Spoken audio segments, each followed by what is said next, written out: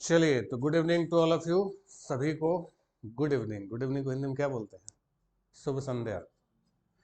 तो इस शुभ संध्या के शुभ अवसर पर हम लोग शुरुआत करते हैं अपने इतिहास की। शुरुआत क्या करते हैं, शुरुआत बहुत दिन से कर रखे हैं, बस आगे नहीं बढ़ पा रहे हैं। धीरे धीरे करके अभी आगे चल रहे हैं हम लोग, क्योंकि इतिहास हमारा बहुत लंबा है। इतिहास शुरू होता है कब से? जब इंसान जानवर था, वहीं से शुरू करते हुए आपको बताया था हड़प्पा, फिर उसके बाद वैदिक, फिर उत्तर वैदिक, फिर जो मगध साम्राज्य बना, मगध साम्राज्य के बाद मौर्य, मौर्यों के बाद बताया मौर्योत्तर काल कई सारे छोटे छोटे टुकड़ों में बटा हुआ था। फिर उसके बाद गुप्त काल आया। गुप्तों ने एक राजनीतिक समृद्धि दिखाई और एक समृद्ध काल भारत का माना जाता है। गोल्डन पीरियड, स्वर्णिम इतिहास था भारत का। फिर उसके बाद 600 से 1200 तक का इतिहास छोटे छोटे टुकड़ों में टूटा था। राजपूत युग, लगातार संघर्ष होते रहे थे और उसी समय मुस्लिम आक्रमण होने शुरू हो गए। और मुसलमानों में भी बताया था कि सबसे पहले कौन से आए थे? तो अरबी मुसलमान आए, अरबों के बाद तुर्क आए। तुर्कों में भी महमूद गजनवी, मोहम्मद गोरी, उसके बाद फिर गोरी ने दिल्ली में सल्तनत स्थापित किया। जिसके शुरुआती 4 राजवंश आपको बताया क्या थे? तुर्क थे, इसमें गुलाम, खिलजी, सैयद, तुगलक और सैयद, ये सारे के सारे तुर्क थे। और जो लास्ट वाले थे लोदी, वो थे अफगान थे। और अफगानों का जो शासनकाल था वो पूरे 75 साल रहा, 75 ईयर्स। और उन्हीं अफगानों को हरा के 21 अप्रैल 1526 को भारत में एंट्री हो जाती है किसकी? बाबर की। और बाबर भी आपको बताया था जो मुगल थे, ये भी बेसिकली क्या थे? तुर्क थे। और तुर्कों की एक शाखा थी जिसको कहा जाता है चगताई तुर्क। तो जो मुगल थे वो बेसिकली क्या थे? चगताई तुर्क थे। तो इन्हीं मुगलों में आपको बताया सबसे पहले बाबर 1526 से 30। बाबर जो बादशाह बना, तो बाबर की बादशाहियत में आपको बताया था कि वहां से उसके काबुल के दरवाजे बंद हो चुके थे, इसलिए उसकी जड़ें कट चुकी थी। अब उसको भारत ही आना था और उसके अलावा कोई ऑप्शन उसके पास नहीं था। फिर बाबर ने कई सारी लड़ाइयाँ लड़ी, जिसमें पानीपत, खानवा, चंदेरी और घाघरा, और भी कई सारी थी। ये मेन मेन आपको क्रम से बताया। और इसकी मौत आपको बताया था कि 1530 में आगरा में हुई थी। पहले इसको आगरा के आराम बाग में दफन कराया गया। इसको बाग बगीचों को बड़ा शौक था, लगवाया था उसने। फिर वहां से इसको उखाड़ के कहाँ भेजा गया? इसको काबुल में फाइनली इसको दफन किया गया। उसी बाबर का बेटा था हुमायूं। और हुमायूं का शासनकाल आपको बताया 2 हिस्सों में बटा हुआ था। पहला हिस्सा 1530 से 40 तक बताया था, पूरा लड़ते भिड़ते। फाइनली 40 में इसको अफगानों ने भारत से खदेड़ दिया। अफगानों में कौन था? शेर शाह सूरी ने इसको भगा दिया। फिर 15 साल तक अफगान फिर से रहे। और फिर आ गया 1555-56 में पंचों ने 2 लड़ाइयाँ हुई थी, मच्छीवाड़ा और सरहिंद। बताया था कन्नौज की लड़ाई से इसको भगाया गया था और सरहिंद से इसकी भारत में वापसी हो जाती। और वही वापसी होती तो इसका फिर दूसरा शासनकाल शुरू होता है 15 साल बाद। और बताया था कि दीन पनाह की सीढ़ियों से लुढ़क के गिरा, अफीम खाया हुआ था और गिर के लुढ़कते हुए इसकी मौत हो गई। और इसका मकबरा कहाँ बनाया गया है? दिल्ली। और बताया कि जो दिल्ली में हुमायूं का मकबरा बना है वो बहुत बेहतरीन बना है, बहुत बड़ा मकबरा है। और बाद के दौर में जब मुगलों की स्थिति बहुत खराब हो गई, जब मुगल बादशाह कोई कमजोर वाला मरता था, तो जिसको और कोई जगह नहीं मिलती तो ले आके सब इसी के मकबरे में दफन कर देते थे। हुमायूं के मकबरे में 6 बादशाह दफन बाद के। और सबसे लास्ट वाला जो था, जब दिल्ली पर बहादुर शाह जफर को पकड़ा जा रहा था, तो वो जाके हुमायूं के मकबरे में छुपा हुआ था। तो वहीं से अंग्रेजों ने उसको अरेस्ट करके ले गए। अंग्रेज इसको, जो बहादुर शाह जफर जो सबसे लास्ट वाला था, वो हुमायूं के मकबरे से ही गिरफ्तार किया गया था, उसको वहीं से धरा गया था उसको। तो काफ़ी बड़ा मकबरा बना है दिल्ली में। और उसी को ताजमहल का पूर्वगामी कहा जाता है। कि ताजमहल बाद में बना, ताजमहल में बस संगमरमर सारा है, इसमें पूरा संगमरमर नहीं, बाकी भव्यता ताजमहल से भी बेहतरीन है। ठीक। चलिए, इसी के बाद, इसके मरने के बाद अगला बादशाह बना अकबर। अब जो अकबर बादशाह बना 1556 से 1605 तक, तो अकबर जब बादशाह बना तो अकबर की बादशाहियत पर उसका बचपन हावी था। उसका बचपन हावी होने का मतलब है कि अकबर का जो बचपन था वो नॉर्मल बादशाहों से काफ़ी अलग गुजरा। नॉर्मल बादशाहों से काफ़ी अलग, या किसी के भी बचपन से काफ़ी अलग था। अकबर की पैदाइश उस दौर में हुई थी कि जब हुमायूं को भारत से बाहर भगा दिया गया था। तो जब हुमायूं को भारत से बाहर भगाया गया, तो भगाया कब गया था? 1540 में। तो जब हुमायूं को भारत से बाहर भगाया गया, तो भगाने का मतलब, जैसे जब वो भाग रहा था, तो भागने का मतलब ये नहीं कि जैसे हम लोग भागते हैं झोला वोला लेके भाग रहा था। बादशाह भाग रहा था। तो भागते भागते शादी ब्याह बाल बच्चे पार्टी शार्टी सब होते चल रही थी। तो ये मत समझिए भागने का मतलब कि सर पर पैर रख के भाग रहे थे, सारे काम हो रहे थे। बादशाह था ना, जीवन के सारे काम होते चलते थे। तो वही जब 40 में इसको भगाया गया तो 41 में एक शिया धर्म गुरु था, उसके भाई का ही गुरु था, उसी के यहाँ हुमायूं ने शरण ली। और उसी की बेटी से हुमायूं की 1541 में शादी हुई, और उसी बेटी से 1542 में अकबर पैदा होता है। तो अकबर की जो माँ थी वो शिया थी और बाप उसका सुन्नी था। मुसलमानों में शियाओं सुन्नियों में बहुत झगड़ा रहता है, जितनी लड़ाई हिंदू मुसलमान की नहीं है दुनिया में, उससे ज़्यादा शिया सुन्नी का झगड़ा। तो वही था कि इसका बाप सुन्नी था और इसकी माँ शिया थी। और जब अकबर का जन्म होना था तो उस समय हुमायूं ने अमरकोट के एक राजपूत थे वीरसाल के यहाँ शरण ली हुई थी। तो राजपूतों के ही घर में अकबर का जन्म हुआ था, और उसको पैदा करने के बाद इसके माँ बाप इसको छोड़ के चले गए। तो शुरुआत में राजपूतों ने ही पाल पोस के इसको बड़ा किया। रानी राजपूतों के घर में ये पला 5-6 सालों तक, और बाद में इसका शिक्षक जो अपॉइंट किया गया टीचर, वो बैरम खां को नियुक्त किया गया। बैरम खां भी शिया था, बैरम खां को ये खान बाबा बुलाता था। फिर जब अकबर थोड़ा बड़ा हुआ तो अकबर को उसके चाचा कामरान को सौंप दिया गया। कामरान हुमायूं का छोटा भाई था, और कामरान उस समय जो था वो काबुल का किलेदार था, मतलब काबुल का सूबेदार था, काबुल उसके अंडर में था।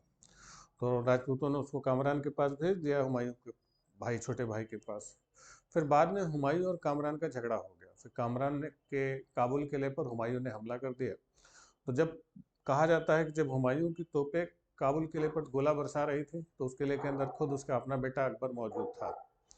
तो उसके चाचा ने अपने किला बचाने के लिए कि अकबर जो लड़का था उसका हाथ पैर बांध के किले के बाहर दीवार पर टांग दिया कि उसका बाप तो का गोला बरसा रहा है, बेटे को देखेगा तो नहीं गोला गिराएगा।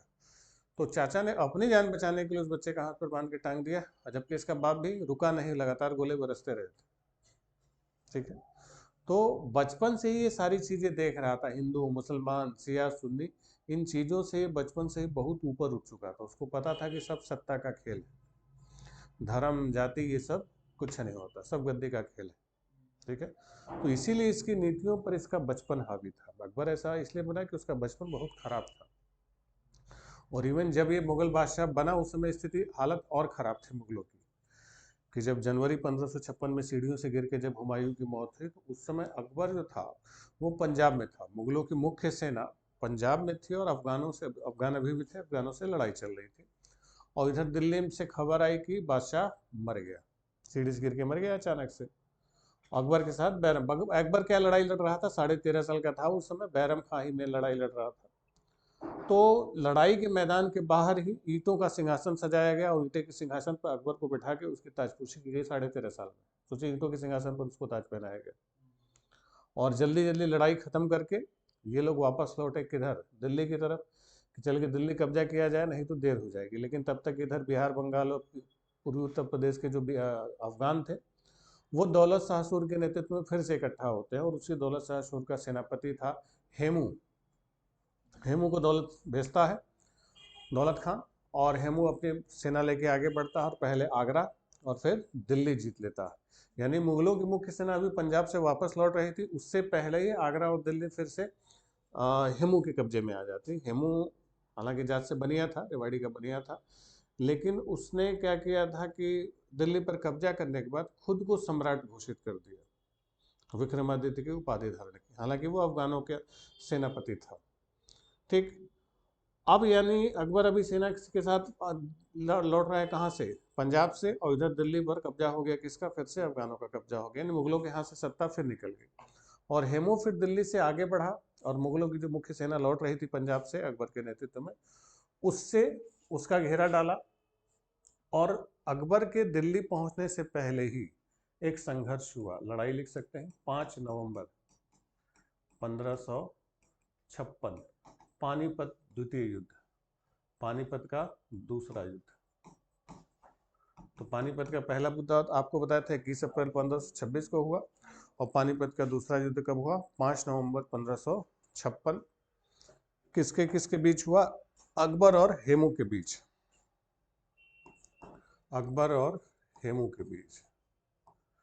अब हेमू जो था, हेमू के बारे में भी 1-2 लाइन का फैक्ट आप लिख सकते हैं कि हेमू बेसिकली था जात से बनिया, रेवाड़ी का बनिया था, लेकिन इसने उपाधि धारण की थी किसकी, विक्रमादित्य की। लिख लीजिए, ये भारत का अंतिम हिंदू विक्रमादित्य शासक था, विक्रमादित्य। तो हेमू अंतिम हिंदू शासक था जिसने किसकी उपाधि धारण की थी, विक्रमादित्य की। तो अंतिम हिंदू विक्रमादित्य सम्राट किसको कहा जाता है, हेमू को कहा जाता है। और इसने जो विक्रमादित्य की टाइटल अडॉप्ट की, विक्रमादित्य की उपाधि धारण की, तो ये कौन से नंबर का विक्रमादित्य था, ये था विक्रमादित्य नंबर कौन सा, 14, 14वां विक्रमादित्य, विक्रमादित्य 14। हेमू लिख लीजिए कौन से नंबर का विक्रमादित्य था, 14वां, 14th विक्रमादित्य। तो 14वें विक्रमादित्य की उपाधि के साथ हेमू आगे बढ़ा और दिल्ली अकबर को, यानी मुगलों की मुख्य सेना को दिल्ली पहुंचने से पहले पानीपत में उसने रोक दिया। और पानीपत की दूसरी लड़ाई में भी अफगान सेना भारी थी, हेमू भारी पड़ा था। लेकिन जब मुगलों की हार बिल्कुल सुनिश्चित हो गई कि अब हारने वाले हैं, तो हारते हारते लास्ट में बैरम खान ने लास्ट में एक चाल चली कि एक बार ट्राई कर लेते हैं, शायद जीत जाए। तो बैरम खान ने क्या किया कि जो हेमू था वो हाथी के हौदे पर बैठ के अपनी सेना का नेतृत्व कर रहा था। तो बैरम खान ने अपने 4 तुर्की तीरंदाजों को चुना और एक एक तीरंदाज के चारों तरफ उसने 10-10 सिपाही लगवाए और उन 10-10 सिपाहियों को कहा कि तुम लोग को बस इस तुर्की तीरंदाज को बचाना है और किधर की तरफ बढ़ना है, हेमू के हाथी की तरफ बढ़ना है।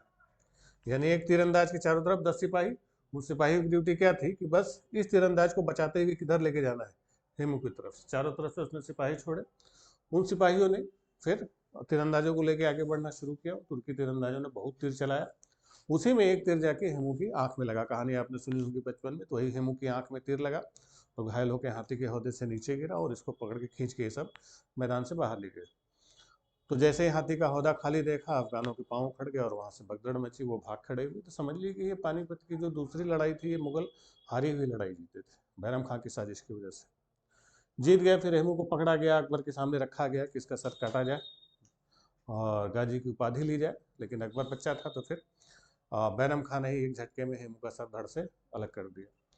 वापस पहुंचे दिल्ली और फिर आगरे पर इन मुगलों ने फिर से वापस कब्जा कर लिया। तो जब वापस कब्जा किया इन लोगों ने, तो अब अकबर बादशाह बना। लेकिन अभी भी पूरी शक्तियां इसके हाथ में नहीं आई, पूरी शक्तियां अभी भी हेमू के जो बैरम खां था उसका जो एक तरीके से संरक्षक कह लीजिए, गार्जियन, तो बैरम खां ही सारा शासन चला रहा था। अकबर तो बच्चा था। लेकिन जब 4 साल बीते 1560 तक, अकबर थोड़ा बड़ा हुआ, तो 17 साढ़े 17 साल का हुआ, तब इसको लगा कि शासन अपने हाथ में ले लेना चाहिए। लेकिन जब अकबर ने शासन अपने हाथ में लेने की कोशिश की, तो बैरम खां अभी सुन नहीं रहा था। बैरम खां अभी भी उसको बच्चे की तरीके से ट्रीट कर रहा था और फिर वो अपने ही हिसाब से चला रहा था। अकबर को लगता था कि हमें अब शासन अपने हाथ में ले लेना चाहिए, अब हम बड़े हो रहे हैं। लेकिन बैरम खां उसकी सुनता नहीं। तो बादशाह बनने के 4 साल बाद तक वो समझ ली बच्चों की तरीके से उसको ट्रीट किया गया कि उसका कोई चलता नहीं। तो 4 साल जब बीत गए, 1560 जब आया, अकबर थोड़ा बड़ा हुआ, तो उसको लगा कि अब इससे छुटकारा पा लेना चाहिए। और प्लस अकबर के बाकी रिश्तेदार भी बैरम खां के खिलाफ अकबर को भरते रहते थे। उन लोग का ये कहना था कि भाई ये जो बैरम खां था ये शिया था और ये सब क्या थे, सुन्नी थे। तो जगह जगह शियाओं को भर रहा है, सुन्नियों को हटा रहा है और अपने धर्म को प्रमोट कर रहा है। इस तरीके की बातें अकबर के कान में भरी जा रही थी। तो धीरे धीरे अकबर मूड बना लिया कि अब इससे पिंड छुड़ाना पड़ेगा। लेकिन अब सीधे सीधे कैसे छुड़ाएं, शक्तिशाली आदमी था। तो अकबर आगरा से शिकार खेलने के बहाने दिल्ली गया। दिल्ली जाके उसने दरबार लगाया और वहीं से उसने फरमान जारी किया, आदेश जारी किया कि अब बैरम खां को वजीर के पद से बर्खास्त किया जाता। वजीर बादशाह के बाद सबसे बड़ा पद होता था, वजीर के पद से बर्खास्त किया जाता और इसको एक आम दरबारी की हैसियत से रहना पड़ेगा। तो बैरम खां को बता दिया गया। लेकिन जब बैरम खां को चार्ज लेने के लिए जिस अफसर को भेजा गया, वो बैरम खां से जूनियर था और वो चिढ़ता था बैरम खां से। और जाके उसने बैरम खां को चिढ़ा दिया बड़ी ऐसे थे कि बेटा बहुत फैंटम बन रहे थे, भाव तुमको हम बताते हैं क्या होता है वजीर का पद। तो वो चिढ़ गया, उसको लगा कि यार हमने भाई मुगलों की दूसरी बार जो सत्ता स्थापित हुई उसमें सारा योगदान बैरम का था।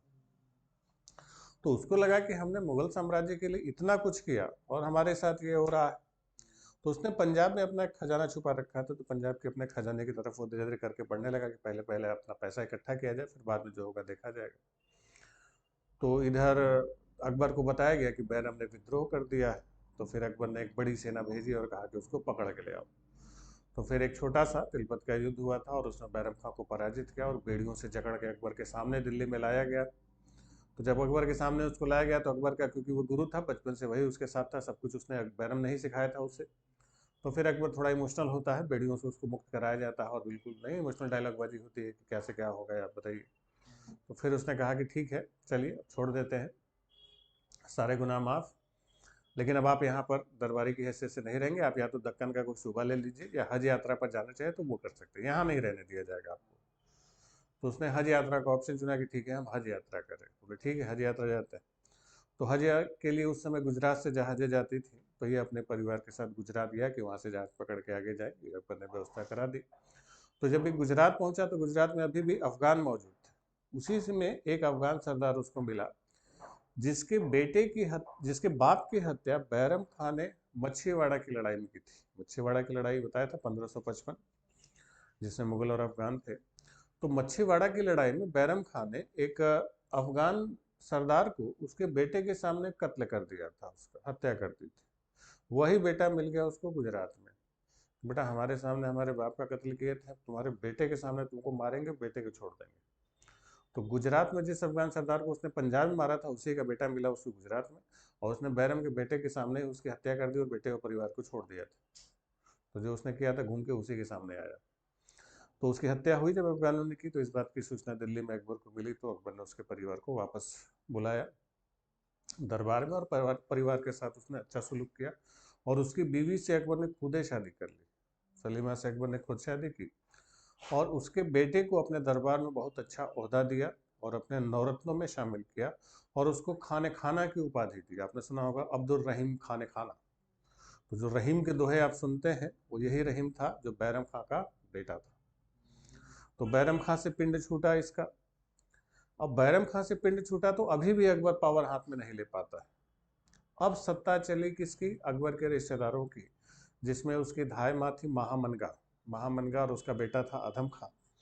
तो अधम खां और महामनगा ये सब अपने हिसाब से शासन चला रहे थे, क्योंकि महामनगा, क्योंकि अकबर की माँ तो बचपन से इसको छोड़ के चली गई, तो महामनगा ने अपना दूध पिला के उसको बड़ा किया था, और उसका बेटा था अधम खां। तो इन दोनों को लगता था कि हम लोग भाई बादशाह के माँ है, बच्चे हैं, सब एक ही तरीके से हैं। तो वो अकबर के भाई की तरीके से था उसका बेटा, महामनगा माँ के तरीके से व्यवहार करती थी। तो बैरम खां के बाद सत्ता ये दोनों अपने हिसाब से चलाने लगे, मनमानी करने लगे, अकबर की फिर नहीं चल रही थी। तो उसी में जो अधम खां था, तो एक बार इसको मालवा अभियान पर भेजा गया था, तो मालवा अभियान पर गया, लूटपाट करके वापस लौटा। तो उसमें होता था कि वापस जब लौटते थे तो जो खजाना, जो इनकम, जो आमदनी, उसका पूरा हिसाब किताब में, खजाना में पूरा हिसाब किताब देना पड़ता था। तो अधम खां ने हिसाब किताब दिया नहीं, तो खजांची ने शिकायत की अकबर से कि भाई वो मालवा से लूट का कुछ हिसाब उसाब मिला नहीं है। तो अकबर ने उसको आदेश भिजवाया कि भाई वो हिसाब किताब है उसको दो, कि कितना इनकम कितना खर्चा है वो उसे जमा करना पड़ेगा, ऐसे थोड़ी काम चलेगा। तो जब अधम को पता चला कि बादशाह की तरफ से आदेश आया और हमारी शिकायत की गई, तो तलवार निकाला और लहराते हुए आ कि किसको हिसाब चाहिए अभी करते हैं। और जिस खजांची ने शिकायत की थी उसी के कमरे में, उसके दफ्तर में घुसा और घुस के उसी की हत्या कर दी।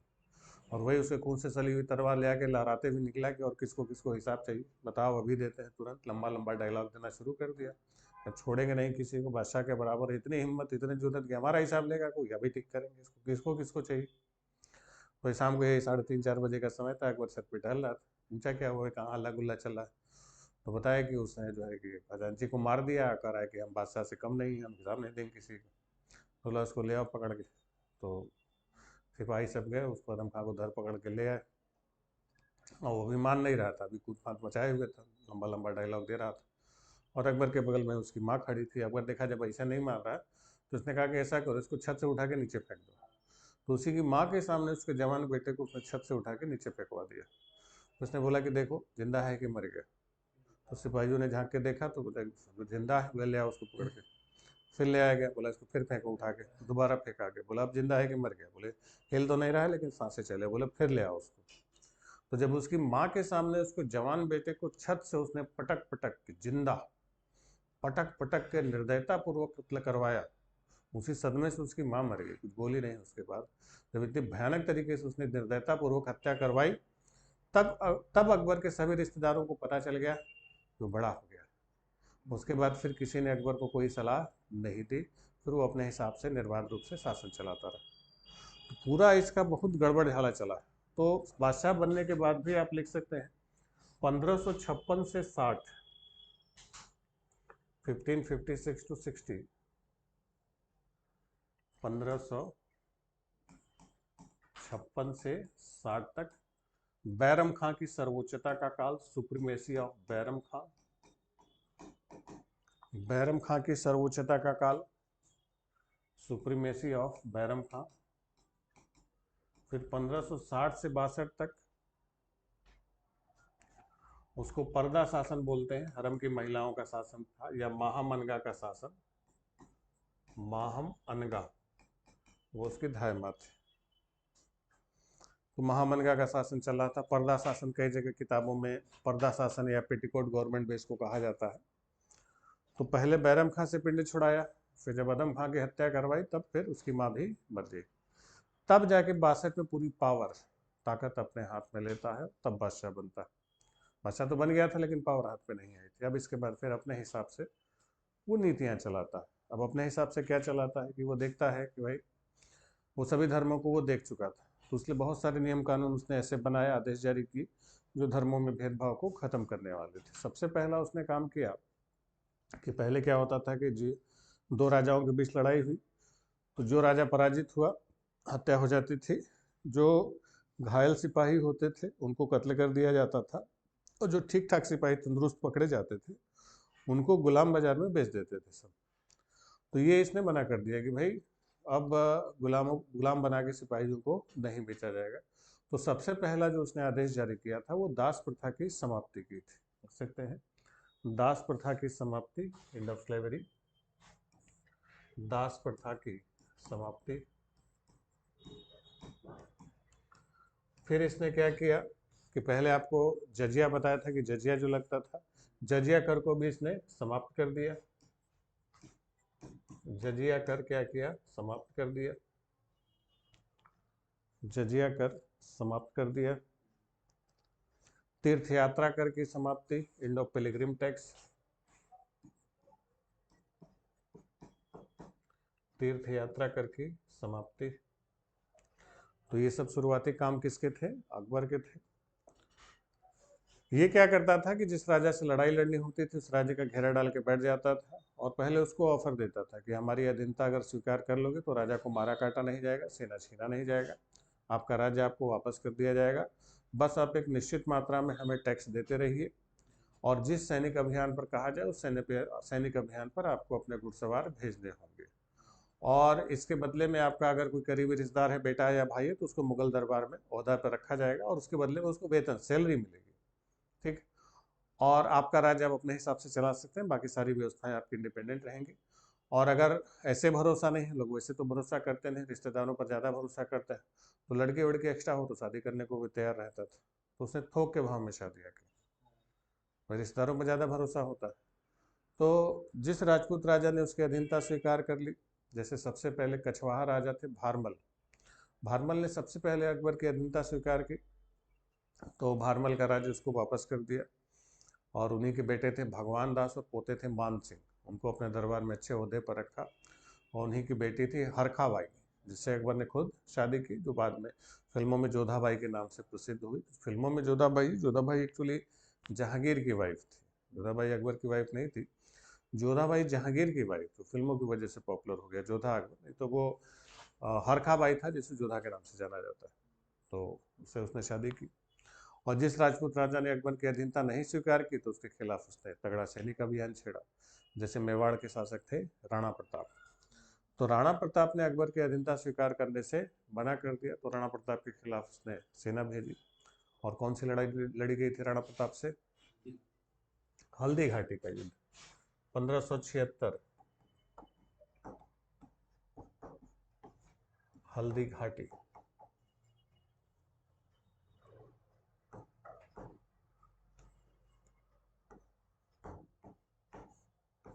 तो हल्दी घाटी का युद्ध कब हुआ, 1576 में। तो ये जो हल्दी घाटी का युद्ध हुआ इसी को गोगुंडा का युद्ध भी कहते हैं, हल्दी घाटी या गोगुंडा, गोगुंडा, बैटल ऑफ हल्दी घाटी या बैटल ऑफ गोगुंडा।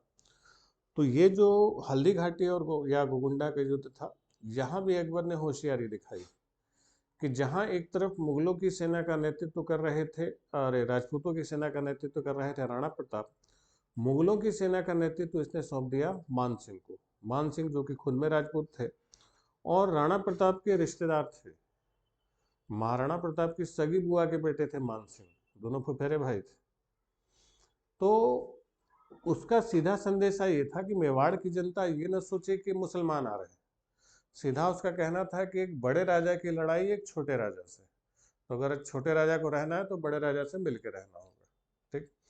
तो इस लड़ाई में राणा प्रताप पराजित हो जाते हैं, हालांकि उन्होंने अपनी पराजय स्वीकार नहीं की और इसके बाद वो अरावली के जंगलों में चले गए और अरावली के जंगलों में जाके वहां से एक आपने सुना होगा छापा मार युद्ध नीति या गुरिल्ला वॉरफेयर जिसको बोलते हैं। तो उस गुरिल्ला युद्ध नीति के द्वारा मुगलों को लगातार वो हमले करते रहे, नहीं आता कि जंगलों छिपे फिर आराम से हमला किया फिर निकल गए। तो ये जो गुरिल्ला वॉरफेयर की शुरुआत माना जाता है कि भारत में किसने शुरू किया था, राणा प्रताप ने। लिख लीजिए, भारत में गुरिल्ला युद्ध नीति की शुरुआत, गुरिल्ला वॉरफेयर, तो गुरिल्ला युद्ध नीति की शुरुआत सबसे पहले किसने की थी, महाराणा प्रताप ने की थी। गुरिल्ला वॉरफेयर इन्होंने ही शुरू किया था, गुरिल्ला युद्ध नीति की शुरुआत की। ठीक। तो गुरिल्ला वॉरफेयर इन्होंने शुरू किया और लगातार संघर्ष करते रहे। बाद में 1597 में उनकी मृत्यु तक वो लगातार संघर्ष करते रहे। खैर, धीरे धीरे करके अकबर ने एक बड़ा साम्राज्य कायम किया और जैसे बताया था कि दिल्ली सल्तनत में हम लोग इल्तुतमिश को देखते हैं कि इल्तुतमिश सिस्टम बनाता है, उसी तरीके से मुगलों में सिस्टम बनाने का काम किसने किया था, राणा प्रताप ने, अकबर ने किया था। इसने क्या किया कि जैसे आपको बताया था कि इल्तुतमिश ने बड़े साम्राज्य को कई सारे छोटे छोटे प्रशासनिक टुकड़ों में बांटा, उन टुकड़ों का नाम उसने क्या दिया, एकता। तो इसने क्या किया था, थोड़ा सा और रिफाइन किया, उसको नाम दिया सूबा। सूबा का मतलब उस समय के राज्य, जैसे यूपी एक सूबा, बिहार एक सूबा। सूबा का मतलब क्या थे, राज्य थे। तो अकबर के समय मुगलों के पास कुल 15 सूबे थे, 12 सूबे थे पहले, बाद में बढ़ के 15 हो गए। लिख लीजिए, अकबर ने मुगल साम्राज्य को 12 सूबों में विभाजित कर दिया। Akbar divided his Mughal empire in 12 subahs. Akbar ने मुगल साम्राज्य को 12 सूबों में विभाजित कर दिया, 12 सूबों में विभाजित कर दिया, जो बाद में बढ़ के 15 हो गए थे। तो पहले 12 थे, बढ़ के कितने हो गए, 15 सूबे हो गए थे। ठीक है। सबसे ज्यादा सूबों की जो संख्या थी वो औरंगजेब के समय थी, 21 तक पहुंच चुके थे, किस राज्य थे उसके समझ लीजिए। खैर, तो और फिर आपको बताया था कि इल्तुतमिश ने नौकरशाही के लिए जो व्यवस्था बनाई कि अलग से तुर्के चहलगानी बनाया था, तो इसने उसको थोड़ा सा और रिफाइन किया, एक नई व्यवस्था कायम की। लिख लीजिए, मनसबदारी व्यवस्था प्रारंभ की, इंट्रोड्यूस द मनसबदारी सिस्टम। मनसबदारी,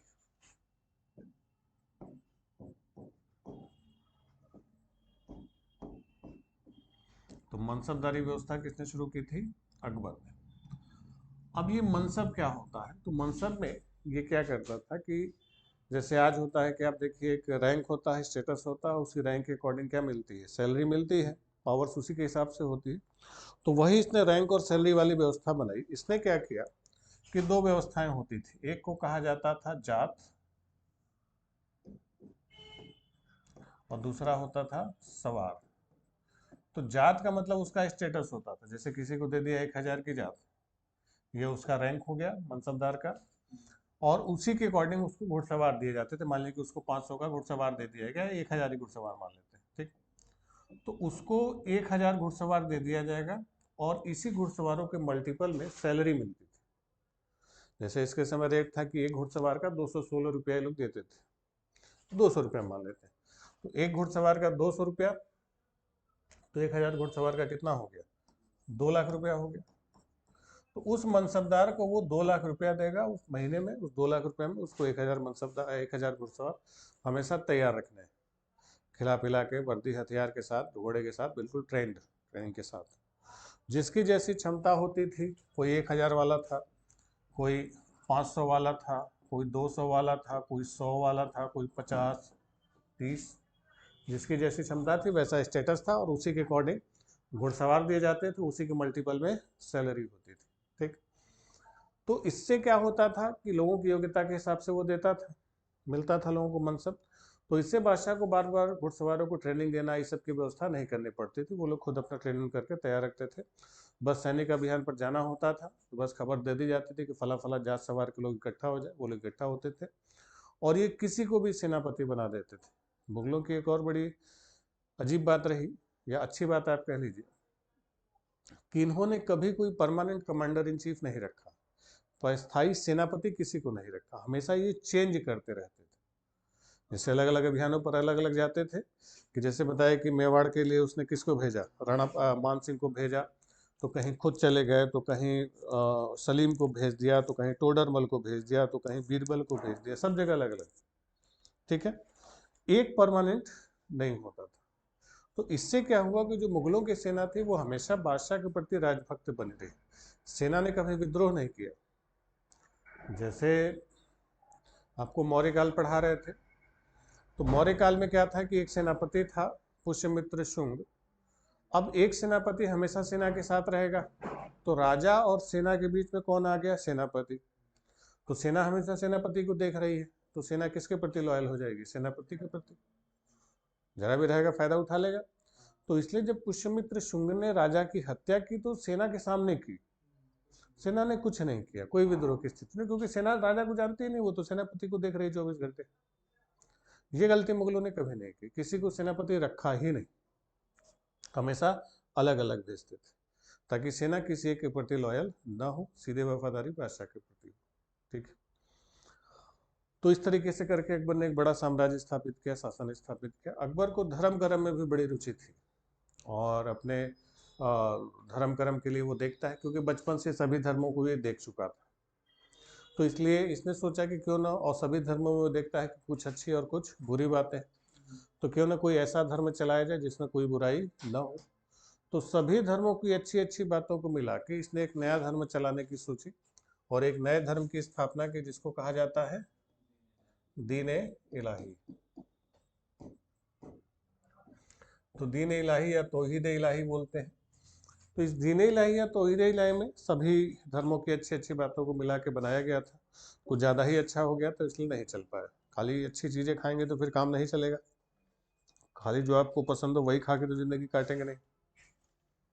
ठीक है, तो यही था कि इतनी अच्छी अच्छी बातें मिल गई कि सब गड़बड़ हो गया, और आइडिया इसका ये फ्लॉप रहा।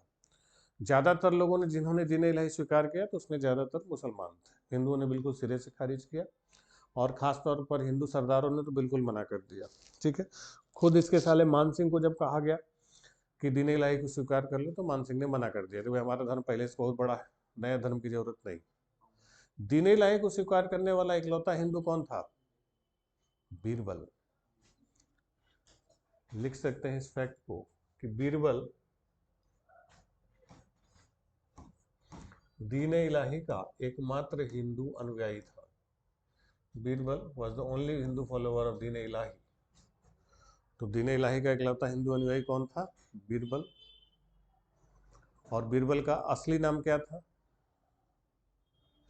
बीरबल का जो वास्तविक नाम था, रियल नेम था महेश दास। रीवा के थे। बीरबल का असली नाम क्या था? महेश। महेश दास या महेश से भी आप काम चला सकते हैं। तो बीरबल का असली नाम क्या था? महेश दास। ठीक, तो दीन इलाही स्वीकार करने वाले इकलौते हिंदू सरदार कौन थे? बीरबल। ठीक, तो इसको धर्म कर्म में बड़ी रुचि हुआ करती थी, तो अपने धार्मिक रुचि के लिए इसने क्या किया था कि आगरे में एक इमारत उसने बनवाई थी, जिसमें वो अपने धार्मिक उत्कंठा जो होती थी, जो क्वेश्चन उठते थे, उसके जवाब के लिए एक इमारत बनवाई थी। आप उसको लिख सकते हैं इबादत खाना। इबादत खाना। तो इबादत खाना की स्थापना किसने की थी? अकबर ने। इबादत खाना, इबादत खाना। तो इबादत खाना कहाँ पर बताया था इसने? फतेह आगरे में बनवाया था। तो ये जो इबादत खाना था, तो इस इबादत खाना में वो क्या करता था कि पहले इस्लाम धर्म के जो धर्मगुरु थे उनको बुलवाता था, तो जैसे आत्मा क्या है, ईश्वर क्या है, परमेश्वर क्या है, इसके बारे में बातचीत। फिर वो देखता है कि मौलवी सब आपस में झगड़ा करने लगते हैं, इसको कुछ संतुष्टि, कुछ ज्ञान नहीं प्राप्त हुआ, तो इसने इबादत खाना के दरवाजे सभी धर्मों के लिए खोल दिए। इसमें इस्लाम धर्म के अलावा हिंदू, बौद्ध, जैन, यहूदी, पारसी, ईसाई सभी धर्मों के धर्मगुरुओं को बुलाता था और उनसे धार्मिक बहसें करवाता था, आध्यात्मिक चीज़ों पर चर्चा करवाता था। जैसे नहीं बड़े बड़े विद्वान लोग शास्त्रार्थ करते हैं ना, अच्छी अच्छी चीज़ों पर बहस करते हैं, आत्मा, ईश्वर, परमात्मा, इस सब टाइप की चीज़ों पर। तो जब वो बड़ी बड़ी धार्मिक बहसें होती थी, बड़े बड़े आत्मा, परमात्मा, कर्म, जीवन पर बातचीत होता था, जीवन मृत्यु पर, तो उन बहसों के दौरान अकबर खुद उपस्थित होता था, उन बहसों को ध्यान से सुनता था, समझने की पूरी कोशिश करता था। हालांकि सुनता था बहुत ध्यान से, समझने की पूरी कोशिश करता था, लेकिन उसको समझ में कुछ नहीं आता था। पढ़ा लिखा था नहीं, उसको आता जाता कुछ नहीं था, लेकिन मुंडी हिलाता रहता था, हुआ करता रहता, आवा करता रहता था कि जैसे उसको सब कुछ समझ में आ रहा है। तो जो बात उसको समझ में आ जाती थी, वो भाव ही नहीं देता था। जैसे कोई भी चीज़ बहुत आसान भाषा में कहानी की तरीके से आपके दिमाग में उतार दे, तो आपको लगता है कि वाह, कितनी आसान चीज़ थी जो हमारी समझ में आ गई है। कोई बहुत मुश्किल चीज़ नहीं। कोई ऐसी चीज़ बता दे समझे में ना, दिमाग खराब हो जाए, घर जाके सवाल लगा रहे, लग ही नहीं रहा है, तब लगता है कि हाँ सर कोई बहुत सही चीज़ पढ़ा रहे। और जब सारी चीज़ें आसान भाषा में समझा दे तो भाव ही नहीं देता है, तो आसान तो था जो समझ गया। नहीं, आसान सी चीज़ थी, समझ गई, कोई दिक्कत नहीं। ऐसी चीज़ पढ़ाने माथे नहीं काम करे, तब लगता है कि हाँ वो बहुत सही सॉरी चीज़ पढ़ाए होंगे सर। तो वही इसके साथ था कि जो चीज़ इसको समझ में आ जाती थी तो भाव ही नहीं देता था। जब बात उसके सर के ऊपर से गुजरने लगती थी, जब उसके रेंज के बाहर से जाती थी, तब लगता था कि बहुत सही बात बताया है गुरु जी, वाह, दिल खुश हो गया बिल्कुल। तुरंत अपना माला उला उतार के अंगूठी उतार पाया, वाह और क्या बात बताए, तुरंत अपना विदाई दे देता था। तो इसके दरबारियों को भी पता था कि इसको आता जाता कुछ नहीं, खाली एक्टिंग कर रहा है, दिखावा कर रहा है। लेकिन किसकी हिम्मत जो बादशाह को बोल दे कि कहाँ मुंडी हिला रहे हो, आ जा, कुछ है, उसे हुआ कर रहा है बिना मतलब का। तो दरबार में तो किसी की हिम्मत नहीं होती थी। यूरोपीय यात्रियों ने इसकी आदत के बारे में जम के लिखा, कैसे ही अपना वाह वाह करता रहता था, उससे हुंगारी भरता रहता था। तो दरबार में तो होता नहीं था कुछ, लेकिन घर में एक बार धर लिए गए बेचारे। जैसे और इसको एक ऋतिक रोशन की पिक्चर आई थी जोधा अकबर, देखे हैं आप लोग?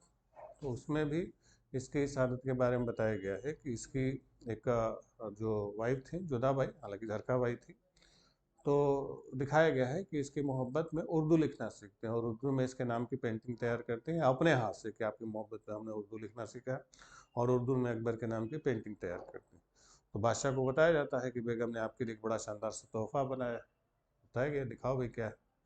उनके सामने खोला गया, खोलते ही अपना शुरू हो गया, वाह बेहतरीन, क्या बेहतरीन चीज़ बनाई बेगम ने, बाखूब बेहतरीन, अपना लंबा लंबा डायलॉग देना शुरू किया।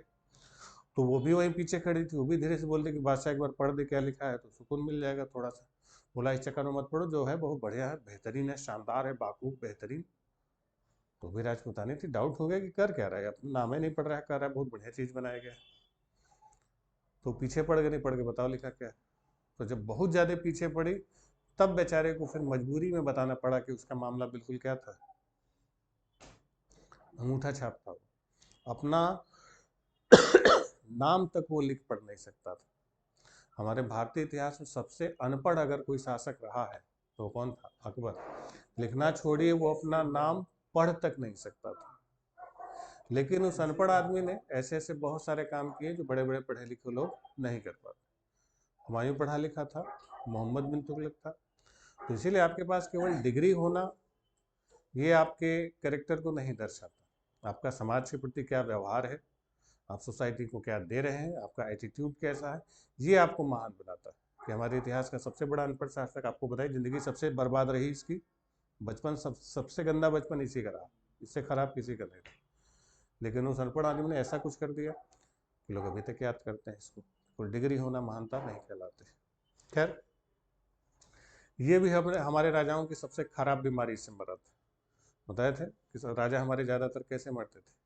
पेचिस से। खा लेते थे, हजम होता नहीं था, तो ये भी खाता खूब था, हजम हुआ नहीं, पेचिस हो गया और उसी पेचिस में इसकी मौत हो गई। जब इसकी मौत हुई तो इसका मकबरा कहाँ बना? अकबर का मकबरा कहाँ पर है? अकबर का मकबरा है सिकंदरा। और सिकंदरा कहाँ पर है? आगरा डिस्ट्रिक्ट में। सिकंदरा आगरा में। टॉम्ब ऑफ अकबर, अकबर का मकबरा। तो अकबर का मकबरा कहाँ पर है? सिकंदरा। और सिकंदरा कहाँ पर है? आगरा। ठीक। अब इसी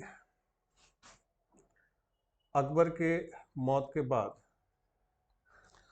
अगला बादशाह बना जहांगीर। अकबर के अगला बादशाह हम लोग कौन सा देखते हैं? जहांगीर को हम लोग देखते हैं। जहांगीर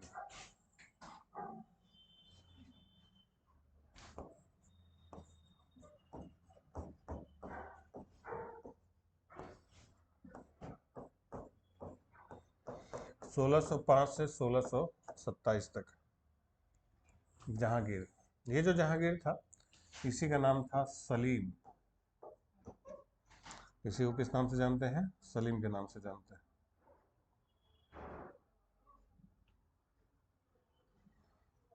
सलीम। तो सलीम किस मुगल बादशाह का नाम था? जहांगीर का नाम था। अब ये जो सलीम है, सलीम अपने न्यायप्रियता के लिए जाना जाता है, जस्टिस लविंग किंग। न्यायप्रिय शासक था, इसको न्याय करना अच्छा लगता था। जैसे बाकी के मुगल बादशाह होते थे, वो हफ्ते में एक दिन मुकर्रर करते थे और एक दिन दरबार लगता था खुले में, और फरियादी आते थे और न्याय की मांग करते थे और बादशाह न्याय देता था। जहांगीर की आदत थी, ये डेली दरबार लगाता था। डेली इसके दरबार में फरियादी आते थे और वो न्याय के लिए उपस्थित होता था। इसने एक और काम किया था कि आगरा किले के बाहर एक बड़ी सी जंजीर टंगवाई थी। उस जंजीर में बड़े बड़े उसने घंटे लगवाए, और जिसको भी न्याय चाहिए होता था 24 घंटे छूट थी कि वो अगर न्याय की किसी को मांग करनी होती तो वो घंटा खींचता, जंजीर खींचता, घंटा बजता और बादशाह महल में होता, तुरंत न्याय के लिए उपस्थित होता। तो लिख सकते हैं आगरा किले पर न्याय का घंटा, justice bell at Agra fort. Agra किले पर न्याय का घंटा बंधवाया। तो आगरा किले पर न्याय का घंटा किसने बनवाया था? जहांगीर ने बनवाया था। ठीक। अब ये जो जहांगीर का काल है, न्याय के अलावा सबसे अधिक जाना जाता है ये पेंटिंग के लिए जाना जाता है, चित्रकारी के लिए। इसके काल को मुगल चित्रकारी का स्वर्ण काल बोलते हैं, golden period of Mughal painting, Mughal चित्रकारी का स्वर्ण काल। तो मुगल चित्रकारी का स्वर्ण काल किसके काल को बोला जाता है? जहांगीर के काल को बोला जाता है। इसके खुद भी अच्छा पेंटर था और ये बहुत महीन एनालिसिस करता था। इसके बारे में कहा गया है कि अगर कोई एक चित्र 3-4 चित्रकारों ने मिलकर बनाया हो तो ये देख के बता देता था कि आँख किसने बनाई है, कान किसने बनाया है, नाक किसने बनाया और होठ किसने बनाया होगा। तो चित्रकारों पर बहुत महीन इसकी नज़र थी। इसके समय में प्राकृतिक चित्रकार, दरबारी चित्रकार सब कुछ होते थे, और खुद भी ये चित्रकारी करता था और चित्रकारी में भी नए नए इनोवेशन ये करता था। और कई साथे तो उसने बड़ी बेहतरीन चीज़ें बनवाई कि जैसे उस समय मुगल अपने आप को सबसे श्रेष्ठ मानते थे, तो उस समय इन लोगों को मानना था कि पूरी दुनिया में दो ही बड़े बादशाह हैं, एक मुगल और दूसरा ईरान का शाह अब्बास। शाह अब्बास ईरानी जो खलीफा होते थे, तो उनको ये मानते थे। तो इसने अपने चित्रकारों को बताया कि वो एक ऐसा चित्र तैयार करो कि जिसमें हमारे कदमों के नीचे पूरी दुनिया हो और हम और शाह अब्बास दोनों एक दूसरे से क्या हो, मिले, गले मिलते हुए दिखाई दें। तो अब चित्रकार कहाँ से गले मिलवाएंगे? वो फारस में, ईरान में रह रहा है, ये आगरा में रह रहा है। तो इसके चित्रकारों ने ग्लोब पेंट किया और उसमें आधा फोटो यहाँ बनाया, आधा टांग के ले गए, उसको खड़ा कराया, जैसे क्रॉप करके बनाते हैं, तो दोनों को बनाया गया और दोनों को गले मिलते हुए दिखाया गया। हालांकि प्रैक्टिकल लाइफ में दोनों मिले नहीं थे। इसकी फोटो अभी तक मौजूद है, ये आप इसमें देख सकते हैं। ये जो तस्वीर आपको दिखाई दे रही है, तो इसमें जो ये जो बड़ा वाला दिखाई दे रहा है, ये पूरा ग्लोब इन्होंने पेंट किया है, धरती। ये जो बड़ा वाला है, ये कौन है? ये जहांगीर है। और ये कौन है? शाह अब्बास। और इन्हीं के कदमों के नीचे क्या है? पूरी दुनिया। ठीक। तो ये जो पेंट, ये सब इनोवेटिव चीज़ें हैं, ये सब कौन करवाता था? जहांगीर। चित्रकारी में बहुत सारे और भी पशु पक्षियों के चित्र हैं, जानवरों, मंसूर एक बड़ा फेमस इनका चित्रकार था जो जानवरों पर प्राकृतिक पक्षी वगैरह बनाता था। तो इस तरीके की चित्रकारी, कलाकारी जो अपने समय से बहुत आगे चली गई थी। पेंटिंग में इसका बड़ा योगदान माना जाता है किसका? जहांगीर का काल। अब इसमें आप देख रहे हो झीने कपड़े दिखाई दे रहे हैं उसके पीछे इस पर। तो ये सब अपने आप में विशिष्ट चित्रकारिता इसमें। और कल्पना एक होती है, इमेजिन। अब देख रहे हैं पूरी दुनिया की कल्पना और उस पर इनका शासन दिखाया जा रहा है। तो पेंटिंग में क्या है? कल्पना ही है, इमेजिनेशन है। तो वो बेहतरीन इमेजिनेशन उसने उस जमाने में कर रखा था। ठीक। चलिए, खैर, जहांगीर की ही एक वाइफ थी। जहांगीर जो था, इसी के समय एक बंगाल का एक सूबेदार था, शेर अफगान। तो शेर अफगान की एक लड़ाई में मौत हो गई। जब एक लड़ाई मौत हुई तो उसकी पूरी फैमिली को आगरे लाया गया। तो आगरे जब लाया गया तो उसकी पूरी फैमिली आई थी, पूरा परिवार। तो उसी में उसकी वाइफ आई थी मेहरुन्निसा। तो एक दिन आगरे में टहलते हुए मेहरुन्निसा पर निगाह पड़ गई जहांगीर की, और निगाह पड़ते ही, मतलब इसे प्यार मोहब्बत का टाइम नहीं लेते थे, सीधे शादी करते थे। और उसका चेहरा जो था मेहरुन्निसा का बड़ा चमकीला था, दमकता था चेहरा। तो शादी करने के बाद उसका नाम रखा नूर महल, कि आपका नूर इस महल को जगमग करता रहेगा। फिर बाद में देखा गया कि उसका नूर महल में नहीं समा रहा, पूरी दुनिया में फैलने के लिए बेताब हो रहा है। तो उसका नाम नूर महल से बढ़ा के फिर क्या किया गया, नूर जहां किया गया, कि आपका चमक पूरी जहां में फैलेगा। तो ये नूर जहां डायरेक्ट नूर जहां नहीं हुई थी, इसका प्रमोशन हुआ था। लिख सकते हैं, पहले इसका नाम क्या था, मेहरुन्निसा। मेहरुन्निसा से ये क्या हुई, नूर महल। और नूर महल से फिर क्या हुई, नूर जहां। मेहरुन्निसा, फिर नूर महल, फिर नूर जहां। तो ये जो नूर जहां थी, ये अकेले नहीं आई थी, पूरा इसका खानदान आया था। नूर जहां का पूरा खानदान आया था। इसके पहले परिवार के बारे में लिख लीजिए, फिर इसकी तारीफ अलग से करेंगे। नूर जहां की माँ भी आई थी इसके साथ। इसकी माँ का नाम लिख लीजिए, इसकी माँ थी असमत बेगम। असमत बेगम। तो असमत बेगम किसकी माँ थी, नूर जहां की। और माना जाता है कि गुलाब से जो इत्र निकलता है, तो गुलाब से इत्र निकालने की तकनीक किसी ने खोजी थी, गुलाबी इत्र की खोज की, गुलाबी इत्र। तो गुलाब से इत्र निकालने की तकनीकी किसने खोजी थी, असमत बेगम ने। इसका जो बाप था, यानी इसका जो पिता था नूरजहां का, उसका नाम था गयास बेग। गयास बेग। तो गयास बेग किसका बाप था, नूरजहां का। इस गयास बेग को उपाधि दी गई थी एतमाउद्दौला की, एतमाउद्दौला। तो गयास बेग को टाइटल किसकी दी गई, एतमाउद्दौला की। तो जब, यानी एतमाउद्दौला कौन था, नूरजहां का बाप था, यानी जहांगीर का वो क्या लगेगा, ससुर लगेगा। जब एतमाउद्दौला की मौत हुई तो इसका मकबरा बना आगरा में। लिख लीजिए, एतमाउद्दौला का मकबरा। एतमाउद्दौला का मकबरा कहाँ पर बना, आगरा में। और ये जो एतमाउद्दौला का मकबरा बना, ये खास चीज के लिए जाना जाता है। इसको पहले लिख लीजिए, फिर समझाते हैं। पहली इमारत जिसमें पिट्रा ड्यूरा शैली का इस्तेमाल हुआ, first building in pietra dura style, pietra dura शैली का इस्तेमाल हुआ। तो पहली इमारत जिसमें पिट्रा ड्यूरा शैली का इस्तेमाल हुआ वो कौन सा था, एतमाउद्दौला का मकबरा था। तो इस पिट्रा ड्यूरा शैली में क्या था कि जो पिट्रा ड्यूरा स्टाइल था, तो उस पिट्रा ड्यूरा शैली में क्या था कि ये लोग क्या करते थे कि मुगलों के समय में संगमरमर की इमारतें बनने लगी थी। संगमरमर सफ़ेद होता है, पॉलिश के बाद और चमकता है। तो उस संगमरमर की चमक को बढ़ाने के लिए ये क्या करते थे कि उसमें सोना चांदी हीरा मोती और नक्काशी उक्काशी करवा के इसको अलग एक रंग दे देते थे। तो रंगीन शीशे नगीने जो चमकते थे ना, तो उसी को क्या कहा जाता था, पिट्रा ड्यूरा। ठीक है। तो उसमें कीमती हीरे मोती रंगीन नगीने ये सब वो जड़वा देते थे। तो इसी कलाकारी को क्या बोलते थे, पिट्रा ड्यूरा। तो इससे क्या होता है कि संगमरमर वैसे ही सफ़ेद चमकता था, उसमें रंगीन शीशे और नगीने सब जड़ते थे तो और चमक बढ़ जाती थी। तो इसे पिट्रा ड्यूरा शैली किसके समय शुरू हुई थी, सबसे पहले एतमाउद्दौला के मकबरे में। तो सबसे पहले इमारत लिख सकते हैं, पहली इमारत जिसमें किसका इस्तेमाल हुआ, पिट्रा ड्यूरा शैली का इस्तेमाल हुआ। संगमरमर में पूरा नक्काशी करते थे, डिजाइन बनवा देते थे। और कई जगह सोने चांदी रंगीन कीमती जो ये सब होते थे नगीने, वो सब जड़ते थे, रंगीन शीशे। ठीक है। तो पिट्रा ड्यूरा शैली में बनने वाली पहली इमारत कौन सी थी, एतमाउद्दौला का मकबरा, जो सबसे पहले यहाँ से शुरू हुआ। बाद में हालांकि शुरुआत इसी के समय हुआ, लेकिन ये पिट्रा ड्यूरा शैली अपने चरम पर पहुंची शाहजहां के काल में। जब उसने लाल किला बनवाया, ताजमहल बनवाया, तो वो चीज़ें चमक गई, मतलब अपने चरम पर पहुंची। लेकिन शुरुआत किसके समय हुई थी, जहांगीर के ही समय हुई थी। ठीक। इसी नूरजहां का एक भाई भी था, इसका भाई लिख लीजिए था आसफ खान। आसफ खान। तो आसफ खां कौन था? नूरजहां का भाई था।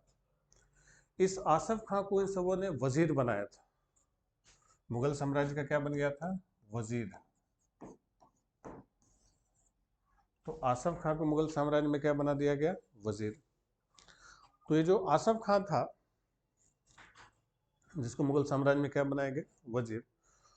तो आसफ खान को, जो आसफ खां का शासनकाल था, शासनकाल क्या, विजारत काल था, तो इसी आसफ खां की बेटी थी अर्जुमंद बानो बेगम, जिसकी शादी जहांगीर के बाद जो अगला बादशाह बना था शाहजहां से हुई थी। तो जो शाहजहां की वाइफ थी अर्जुमंद बानो बेगम, वो नूरजहां की सगी भतीजी थी। नहीं समझ में आया? बहुत कॉम्प्लिकेटेड है, क्योंकि रिश्ते इनके बड़े जटिल होते थे। कि जैसे जब नूरजहां और जहांगीर की शादी हो रही थी, तो उसके बच्चों की भी शादी हो रही थी। नूरजहां की बेटी की शादी जहांगीर के बेटे के साथ कराई गई थी। एक बेटी की शादी शहरयार के साथ कराई गई। नूरजहां के भाई की बेटी की शादी जहांगीर के बाकी बेटों के साथ कराई गई थी। यानी उधर मम्मी पापा की शादी हो रही थी, बच्चों की भी शादी हो रही थी आपस में। ठीक है, खैर, तो बता रहे थे कि नूरजहां जो थी, ये जो मुगल थे, मुगलों की शादियां हजारों में होती थी, इनकी हजारों बेगमें होती थी, लेकिन एक या दो बेगमें होती थी जिनको सबसे खास बेगम का रुतबा होता था। तो ये नूरजहां इसकी सबसे खास बेगम थी। समझ गए? हालांकि ये पूरी उम्र पर आई थी। पूरी उम्र का मतलब कि ये उस उम्र में आई थी कि जब इसके बाल बच्चे शादी लायक थे। इसकी बेटियों की शादी जहांगीर के बेटों के साथ हो रही थी एक ही साथ। फिर भी इसने पूरा शासन में अपने कंट्रोल कर लिया कि अपने भाई को वजीर बनवा दिया, पिता को ऐसी ऐसी उपाधियां दी, सब कुछ इसके हाथ में था। और पूरे मुगल साम्राज्य की सबसे शक्तिशाली लेडी यही थी, पावरफुल। इसके पहले या इसके बाद में जो भी मुगल बादशाह बनते थे, तो उनके नाम के सिक्के ढाले जाते थे। तो सिक्कों पर मुगल बादशाहों की तस्वीरें उकेरी जाती थी। नूरजहां इकलौती बेगम रही जिसकी तस्वीरें सिक्कों पर बादशाह के साथ उकेरी गई थी, इकलौती। इसके पहले या इसके बाद के जितने मुगल बादशाह जब दरबार में बैठते थे, तो दरबार में हमेशा बादशाह अकेला बैठता था। नूरजहां इकलौती बेगम थी जो दरबार में, खुले दरबार में बादशाह के साथ बैठती थी।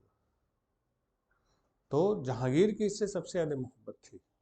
ठीक है, तो उन हजारों में सबसे ज्यादा इसी से मोहब्बत थी। इतनी ज्यादा मोहब्बत हुई कि जहांगीर को टीबी धर लिया।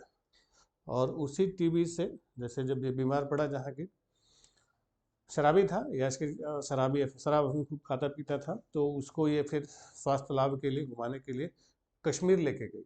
जैसे जनरली होता है कि वाइफ बीमार हुई तो हस्बैंड लेके जाते हैं, यहाँ उल्टा हुआ था।